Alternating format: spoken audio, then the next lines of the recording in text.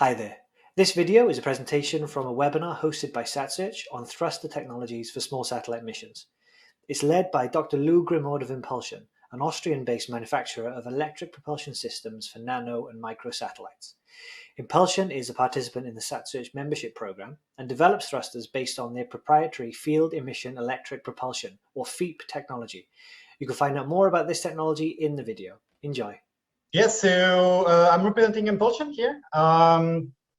So for those of you who don't know us, we are a smallsat and CubeSat propulsion company doing electric propulsion system based on a kind of a unique technology called FEEP.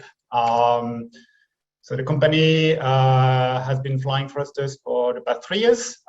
We have more than 200 thrusters delivered now, and more than 60 of them in space, and more coming up every month. So one of the unique things we do at ENPULSION is that we use this FEEP technology, which is field effect electric propulsion. It's a kind of electric propulsion that uses a unique propellant called indium. And indium is one of those weird metal that everybody forgets about on the periodic table. And one of the big advantages of this propellant is that it's extremely dense. It's about the density of steel, and it's solid at room temperature and non-toxic. So you will probably see this kind of theme, non-toxicity and easy to handle propellant come back a lot during the presentations. And that allows us to make a system that is debris safe with no pressure. It's literally a block of metal when it's at normal storage condition, and non-toxic. So we do a full range now of electric propulsion system. So those of you who know us know probably the ENPULSION Nano, which is the one that has been flying for the past 3 years. So we have more than 60 of them in orbit. It's a typical new space product, kind of a 1U size system there. If you look at the wall range, you can see that the FEEP technology, so we have a relatively low thrust, but we can get to very high specific impulse and very high impulse density. So we are talking about several tens of kilonewton seconds for the micro, and for the nano up to 5 kilonewton second in something that is about 1U there. So this nano thruster, we are deriving it now into this nano R3 family, where we have been working hard to improve the robustness of the electronics, especially in terms of radiation hardness, both total ionizing dose and single event.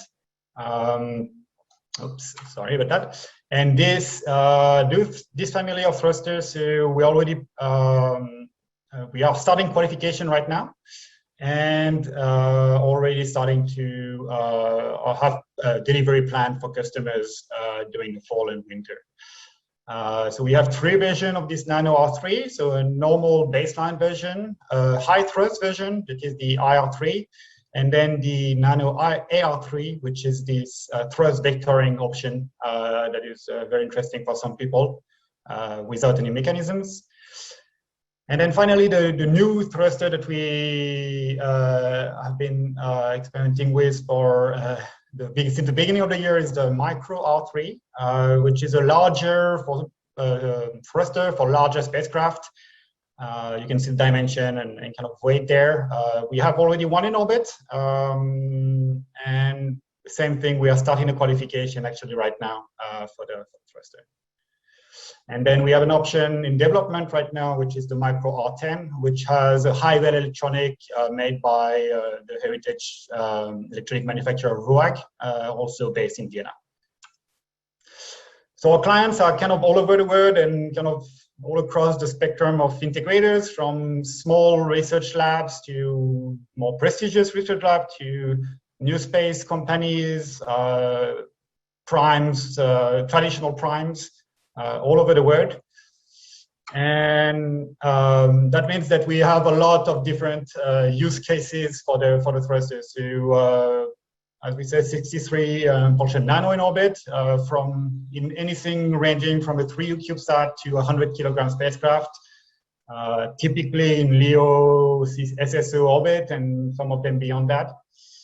And in terms of use case, we have seen a bit of everything. Orbit raising. So we have some student CubeSat called Climb, for example, which is doing some planning to do some orbit raising, station keeping, orbital maintenance. We have done that with ISI, for example. It's using a thruster, debris avoidance. Have an example a little bit later. And also end-of-life disposal, which is a very important topic now for spacecraft manufacturer to comply with whatever their launching organization rules are. We have launched on 5 different types of vehicles so far on 4 different continents. The fact that we ship the thrusters full filled and there's no pressurized tank or no energy stored or no chemical leak possibilities makes it very, very simple for customers to integrate. It's nothing more than a dumb block of metal when it's not heated up. So there's no really restriction on launch and ride share. And an example, for example, of use of our thrusters, we had the first flight of the micro thruster with OHB Sweden with the spacecraft they operate called GMST. And soon after the launch, OneWeb kind of complained publicly that there was some crowded orbits where they were. And following that, there was an agreement between OneWeb and OHB to quickly move the spacecraft. So we're able to support them doing a fast commissioning and adjust the orbit of the spacecraft so that everybody was happy after that launch. And so having so many different customers means that there's also a lot of feedback that we get from them. So especially between, let's say, student teams who have little to no experience and large prime who have a lot of experience in electric propulsion and spacecraft integration in general. And that means that there has been a lot of iteration in our documentation and how we handle customers. Like an example on the right side, you can see the user manual where we had, I think, 3 to 4 revisions a year for the past 4 years, just to try to account for all the unique ways people want to use the thruster and have for the integration. So a lot of tailoring there. So I think for us, what we have seen is that there is 2 or 3 different phases that are of questions. Usually the first one is the design phase, right? People are trading between different thrusters, different missions, different operational mode. Or they already have a bus and they want to see if they can add a thruster. So our philosophy on that has been to try to keep it as simple as possible. Like we have this plug and play all-in-one system where electronic, thruster, tank, everything is contained in the same module. You just have one plug on the side, a couple of bolts, and one thermal interface that you need to keep cool, and that's all there is. But even with trying to make it as simple as possible like that, we have seen that, for example, people don't always respect the standards. Or communication can be a challenge. So there's always a loop needed to make sure that people are using the same standards there. And even if we have keep out zones, for example, on our thrusters, people always want to put things in there, which is fair because, I mean, each spacecraft is very custom made. So having a good understanding with the customer of what is load bearing, high voltage, hot, what they can do and can't do, if they need special customization option is really, really important. The second thing we have seen that is really important is have a review of mission and design with the customers, especially and whatever the level of experience actually of the customer is.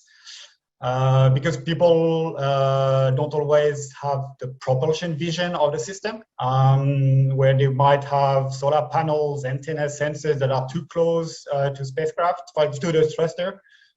So that's something that is always good to look back with your propulsion provider, I guess. Also possibilities of optimizing the firing sequences. Some people firing only during sunlight, people firing every third orbit, that kind of thing. And looping back with us, we often find solutions to have more efficient system for them. And then there are each technology has its own operating constraints. Number of restarts, is it resilient to a hard shutdown? Is there EMC emission? So for the FIP technology, the nice thing is that we don't really have a plasma cloud like some electric propulsion systems. So you can operate a radio at the same time as you operate the thruster. It's resilient to hard shutdown, single event offset, and that kind of thing. And we have basically unlimited amount of restart or minimal maximum firing time. There is no limitation there. And then the last thing is that it's often the people who are actually using the thrusters are not electric propulsion experts or propulsion experts, right? So what we try to do is having a very simple and accurate thrust control mode where the operator doesn't have to worry too much about what is going on inside the thruster, the electrical parameter, and all of that. They can just control the thrust and then continuously adjust it on the fly during the mission, even during firing, if they choose to. And one of the things that LCS engineers really want is also the possibility of thrust vectoring. So this is why we are introducing this Nano AR3 sort of option, where especially when you go beyond LEO, where attitude control is more challenging, this option to vector the thrust is very important. Then there is integration. So one of the things is that usually people do not have the possibility to test fire the thruster on the ground at their facility, which is always a stress point because a lot of other systems can be fully tested on the ground, but not the electric propulsion system. So what we do is we offer like several different options. One is the flat-sat EM module, which is kind of an electronic box mimicking the behavior of the communication of the thruster. EQMs, which is basically a form-fit equivalent of a normal thruster. And then also training workshops, so where people bring on their electronics, their flat-sat, their flight system, and they can fire in our vacuum chamber that you can see on the screen with technicians from our company, and they can actually fire a real thruster in real time and test their script, and which we often help a lot with the commissioning of the thruster. And then, of course, trying to have really well-defined system checkup after integration in air. Even if you can't go to the high voltages or the plasma system, you can still do this sanity check after there. And then the simplicity of the design is also for the simplicity of integration. So as I said, we don't have any pressurized volatile propellant. So we ship them full by normal transporter system companies. There's no limitation there. You can, there's no stored energy or anything there. And the only requirements in terms of integration is clean room ISO class 8 and somebody who can operate a torque wrench, basically, which is usually relatively easy to find. One of the thing, of course, is that the new space, I think, environment has been maturing really fast in terms of what the quality and requirements have been are out there. A few years ago, you could a lot of new space company would just take whatever, and now there's a really big push to improve the standards of productions there. And also a lot of the traditional primes are trying to adapt to this new space and come down with their requirements, sometimes a bit lighter than what they would do for a bigger mission, but still quite large requirements. And we have been working a lot with ESA and those customers to find the right compromise in terms of requirement. So that's ECSS tailoring, what everybody calls ECSS tailoring, which doesn't necessarily mean doing less work.